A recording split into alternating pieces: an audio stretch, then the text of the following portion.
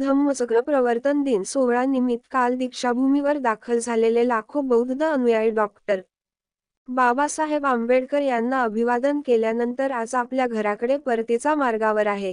आपल्या घराकडे परत जात असताना दीक्षाभूमीवर डॉक्टर. बाबासाहेब आंबेडकर यांचे विविध विषयांवरील विचार, लिखाणांचे पुस्तके खरेदी करण्यासाठी बुक स्टॉलवर अनुयायांनी गर्दी केल्याचे बघायला मिळत आहे. दीक्षाभूमीवर उभारण्यात आलेल्या विविध पुस्तकांचा स्टॉलवर डॉक्टर. बाबासाहेबांवर आधारित विविध विषयांचा पुस्तकांची विक्री मोठ्या प्रमाणावर होत आहे. हजारो बौद्ध अनुयायांनी राज्यघटनेचा प्रतीक, डॉक्टर.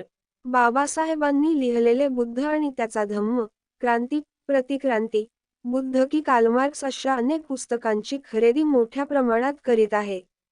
बाबासाहेबांचे विविध विषयांवरील भाषणांचा पुस्तकांनाही मोठी मागणी आहे. याशिवाय राज्य सरकारने डॉक्टर. बाबासाहेबांवर प्रकाशित केलेल्या विविध खंडांनाही मोठी मागणी असल्याचे दिसत आहे. बाबासाहेबांचे विचार पुस्तकांच्या माध्यमातून आत्मसात करण्यासाठी दरवर्षी हजारो बौद्ध अनुयायी पुस्तके खरेदी करीत असतात. दीक्षाभूमीवर गेल्या 3 दिवसात तब्बल सुमारे 5 ते 6 कोटींची पुस्तके विक्री झाल्याचे पुस्तक विक्रेत्यांनी सांगितले आहे. पुस्तकांच्या माध्यमातून डॉक्टर. बाबासाहेब आंबेडकर यांचे विचार आत्मसात करीत आपल्या जीवनाला योग्य मार्गाकडे येत असल्याची माहिती बौद्ध अनुयायांनी यावेळी दिली आहे. असं सांगायचं की बाबासाहेबांकडे एकूण 50,000 पुस्तकं होते. त्यांनी पुस्तकासाठी घर बांधलं. तर आपण इथे येताना हे लक्षात घेतलं पाहिजे की बाबासाहेबांचे विचार जर घ्यायचे असेल तर आपण त्यांची जास्तीत जास्त पुस्तकं खंडन करून ते आपण वाचले पाहिजे.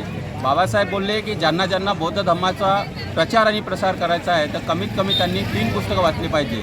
आणि याचा उल्लेख बाबासाहेबांनी बुद्ध आणि त्याचा धम्म या प्रस्तावनेमध्ये केलेला आहे. ते बोलतात की कमीत कमी 3 पुस्तकं प्रत्येक बौद्ध बांधवांनी वाचली पाहिजे. त्यापैकी एक पुस्तक बुद्ध आणि त्याचा धम्म जे बाबासाहेबांनी लिहिलं, दुसरं क्रांती प्रतिक्रांती जे बाबासाहेबांनी लिहिलं, आणि तिसरं बुद्ध की कार्ल.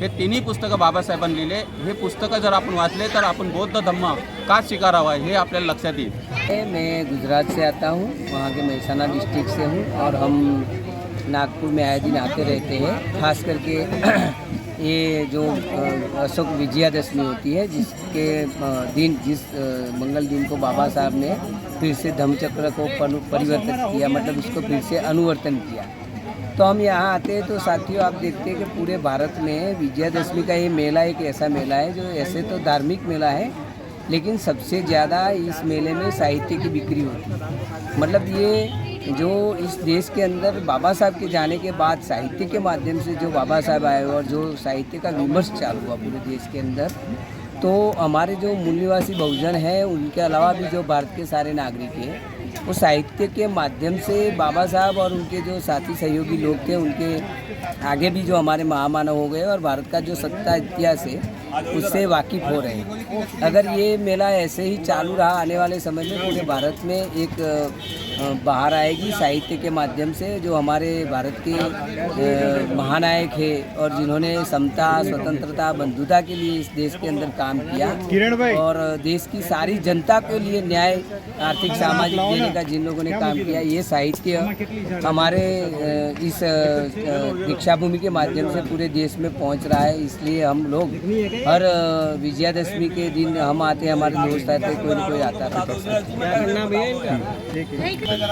वैसे हम जब भी आते हैं तो हमने ऐसा तय किया कि जब भी आएंगे तो 5,000 रुपये की किताब लेंगे. तो बाबा साहब की तो काफ़ी कुछ किताबें हमने ली है. अभी